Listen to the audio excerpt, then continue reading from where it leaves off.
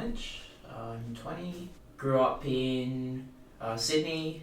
Was in Chester Hill congregation. How old were you when you went to your last meeting? Probably 17. Or about 17, 18. Yeah, about then. How old are you now? 20 now. Okay, so it's 3 years you haven't been going to meetings. How did you decide at such a young age that you didn't want to go to meetings? It was a long process. It wasn't you wake up one day and you decide you're not going to go. You initially found was that the Watchtower was dishonest about evolution, so it wasn't so much whether evolution was correct or incorrect, it was that the Watchtower was misrepresenting information. Yeah, that was one of the things that really hit home. It goes against what the Bible says, so they had to deliberately misrepresent it in order to keep their sort of brand of truth up in the air and still believable. So that's just the starting point. Did you then find you had concerns that the rest of the doctrine might be correct? I mean, it's not very logical if you stop believing in the Watchtower version of creation that you believe everything else, but it does seem that often you can compartmentalize those things. So did you still believe other doctrine, and how did you cope with thinking maybe it is still the truth in other areas? Well, the other thing is I'm only telling one part of the story, because I'm sure that a lot of other people will find out that it isn't just one thing that wakes you up. It's a combination of things. So whilst this was going on, there were things like how people treated each other in the congregation, how I viewed people at school, because I always thought there was something fundamentally wrong about how the Watchtower and Jehovah's Witnesses deemed everyone else worldly, which is a label to demonize people from the get-go. You don't give them a chance to introduce themselves, tell them what, meet them, know what they're about, be their friend. You just go to the doors, and when they turn you back, it's a worldly person, and it's immediately they're just demonized. Yes, I think you call that like an ad hominem attack. Yeah, exactly. That's a logical fallacy, isn't it? Yeah. So it completely removes their humanity, and I always thought that there was something wrong with that. So when I found out that they were misrepresenting evolution, it was, like you said, it's illogical. It would have been illogical to believe things when the creation story I found out to be wrong. So it wasn't really that I put it like this. It was like the foundation had been taken away and everything had crumbled, and I'm just searching in the rubble, because everything got stripped away. And for me, just learning that they had to hide the truth on one thing was enough to sort of say, in the back of my mind, there's something fundamentally wrong with this. And as I searched through the rubble, it just kept pointing back to the fact that they were lying to me, and they had lied to everyone else. So one of the things I found, I researched different aspects. I realised I didn't believe it, and then there was a big earthquake, and I'm suddenly like, oh my God, maybe I'm wrong, maybe Armageddon's about to happen. So even though I thought that I had convinced myself, there was still this residual superstitious fear. Did you find that different things would still trigger you that, maybe I am wrong, maybe the Watchtower is right? Yeah, like there was one instance, going back to Armageddon, like I remember maybe 6 months around that figure, when I left, there was a thunderstorm, and I was just sleeping, and I love thunderstorms. I don't know why it prompted this, but in a way it do. It's all the sort of programming. But there was a lightning strike near my window, and I thought, oh shit, it's God coming to smite me. It's Armageddon starting. But then I sort of stepped back and went, hold on, this is just a lightning strike. There's nothing about this that, I don't have any reason to assume this. And then I just put my head back on the pillow and went back to bed. But the fact that that happened I can totally relate to those sort of things about earthquakes and things like that. And even now, when you see things on the news, you go, "Oh, I remember that was a sign." Or the one I still find challenging is talking socially. I know I said that I always found that the dehumanizing part of worldly people was I didn't like, but me trying to get out of my comfort zone, like I've only been to a club twice, but even just being in the atmosphere and reading things from like the Young People Ask book and how they portray people my age, it's sort of like it feels a bit off, but at the same time now I know it isn't off, so you're in this sort of conflicted. You don't have to be on guard, but you are. But eventually, once you do it enough, or you put yourself out of your comfort zone and you realize and test the water, and you realize that there isn't actually anything to be afraid of in terms of what the doctrine teaches, it goes away, and like how you react to it just becomes more and more natural, and you go into it. So yeah, it's just a learning curve. Yeah. Excellent. And so, when you first left, did you struggle with maybe depression or doubts or fear or anything specifically? Oh yeah. I was extremely depressed. I still struggle with the thought that I feel like I've lost time and I'm trying to get back time. I know I'm only young, and there is a lot of people when you go to XJW meetups, they've come out when they're 40 and everything, and they say like, oh, you have your life ahead of you and everything, which is true. But I still feel like I've lost time, and especially like education, I love learning. There's some things where I feel like I should know already, but I feel like I was never mentally allowed to let myself know. Like science, there was always points where you'd have to stop because this is deviating from what Watchtower said. And so this isn't really talking about young people now, but I can only imagine how people older than me feel.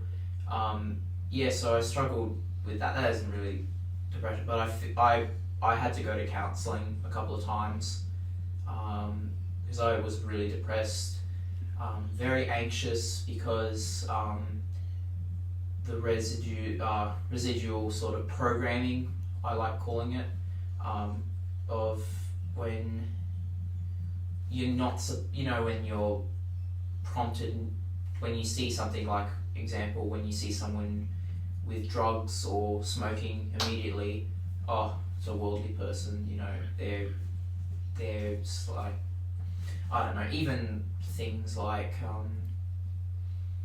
something simple like having a birthday, like it's something that you just recoil from immediately. It's a good point. It's a very effective control technique Watchtower has, because they make specific things really bad that normal people do, like birthdays. There's absolutely nothing wrong with birthdays, but you being indoctrinated to believe there is. Every time you see someone have a birthday, it still triggers this thought that, oh, they're doing something wrong. Smoking is not advisable, but again, it's not something that's mentioned in the Bible. So if someone's smoking, and doesn't make them a good or a bad person, but because the Watchtower says it does, then you suddenly sort of, that triggers something to go, oh wow, they're worldly, and it brings up that indoctrination. So it's a very great way that the witnesses find just normal behaviours and then condemn them so that they can feel different. And that's one of the hardest things to actually overcome, and to go, at what point in time do you stop thinking like an ex-Jehovah's Witness? How long does it take to stop really being triggered? And a lot of people say it can take a decade before you stop being triggered by these indoctrinations that are subconscious inside you. Yeah, that's exactly right. And I mean, the funny thing is they used to smoke. Yeah. And they used to have birthdays and Christmas and everything, and when they did, exactly. they had scriptural justification for why those things were okay. So Russell had said Christmas is fine, and then the next leader comes out and says, "Oh, we don't like Christmas." From my point of view, it's just a marketing technique. What's your unique selling points? It's very hard to actually cleanse all of that indoctrination, especially if you were born into the religion. Yeah, that's exactly right. And honestly, I still feel that way. But you do have to hand it to them. It's very effective, and I think that's one of the reasons why so many people who get disfellowshipped or fall out end up coming back, because they've implanted and programmed you to think that way.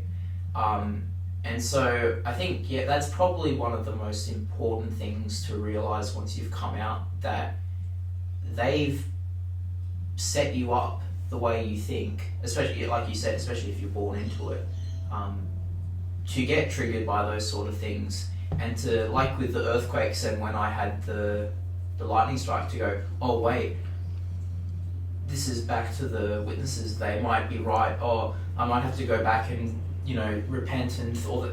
You don't have to, because that's what they want you to do. All they really care about is the numbers and you being there and bringing you back. It's amazing that something like lightning would trigger you, because you'd left on like a logical scientific reasoning, and to be afraid of lightning is incredibly superstitious. That's how humans have always been. And the thing with earthquakes is that the Watchtower has, not only have they completely misrepresented the figures for how many earthquakes, but there's hundreds of earthquakes every day, and every year there is a significant earthquake of 7 and above, every single year. So it's something that's always happened. It always will happen. They take thousands of years to form. But to then say that this is a sign, it means that every single year there is this fear triggered into Jehovah's Witnesses for something there's no, it's not prophetic. Anyone could say there's going to be a big earthquake every year, because we know that's what happens. And yet for a witness, it's like, oh no, maybe Armageddon is about to happen. So they totally can sort of clear that logical thinking, even for someone like yourself who obviously values logical thinking. And I think that stems back to when you don't have an answer. Like now we live in the information age, and we can figure out these sort of things, but back then you didn't. And things like lightning and earthquakes were signs from God, because what else could it be? We didn't have a explanation of how it could come about. And it's just that's the thing they've made. They will make you superstitious about those sort of things. And it's not just, like I said, with the going to things like clubs. They make you superstitious about those sort of interactions, and they make you distrust people and worldly people. That's another way of implanting that thought into your head about not trusting these people. And going back to what the question was about, did I suffer from things like depression and anxiety and things like that? Because I'm still trying to shake that thing off of that programming. It's a lot better now, but it does take time. Like, I still struggle with that. I'm not scared to admit that, but I'm aware of it, and being aware of that sort of stuff is half the battle, and realizing that it is just how you've been brought up and what you've been trained to think. I always second guess myself before I have normal interactions with people, and it's silly, but for me now, I've gotten to the point where I'll say, is this a reasonable thing to be actually anxious about? Saying thank you or something like that. It's silly things like that, or you just, and I reckon going to therapy did help, because that was another thing in breaking this idea of worldly people, because this worldly person sitting across from me trying to help me out and listening to everything I've said. I know that they're paid to do that, but just the fact that you can talk to that person about what you've experienced, which is what I did most of the time, and they tried to help me through it.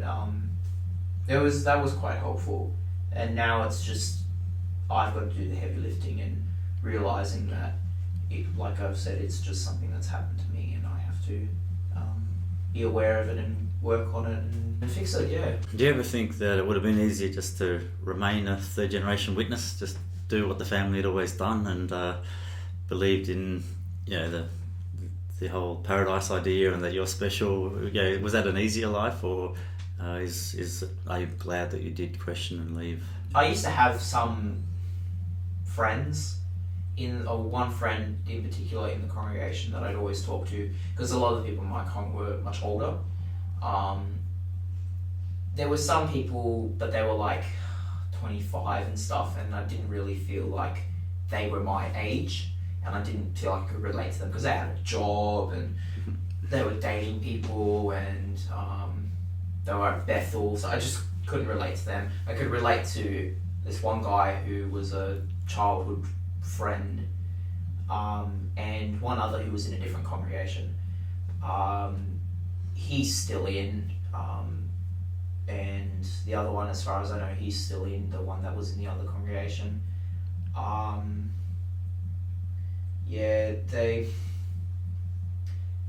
We'd have meetups like with those 25-year-olds as well, but I'd always stick with my mate. Actually, there was two others. There was two girls. One left, but everyone treated her and her grandmother really poorly, and there was just gossip and stuff. Normal. I think that's a pretty normal thing in congregations. Everyone gossips about each other, but the childhood friend, he's completely indoctrinated, and I think one of the hardest things is letting them be a Jehovah's Witness, knowing what you know. I think that's one of the hardest things to do, because if you've come out yourself, and you're not getting shunned, because at that point I kept it all under wraps. It was a very personal thing coming out, until I met up with them and told them. They didn't know, so it was hard to, as I was learning these things, go and talk to him and see him and not be able to say anything, because you just want to tell them so that they get out, but I don't know. It's a tricky situation, because the thing is, they've, just like how they can control your triggers, they control your relationships too. Like, you can't be friends with people outside. You can only really be friends with people who are in the witnesses, and that's something that happened in my head too. I remember thinking, and it's why I had such a big problem with it. I remember thinking, there's no point in really being friends with anyone at school, because if Armageddon comes, this is when I was younger, if Armageddon comes, I'm going to lose that relationship forever. So unless I can convert them, and having to convert someone to be their friend is sort of it's not a friendship at that point. You're just you're just proselytizing to them. And I mean, the fact that you have to go through a middleman to be friends with people is pretty hard. Yeah.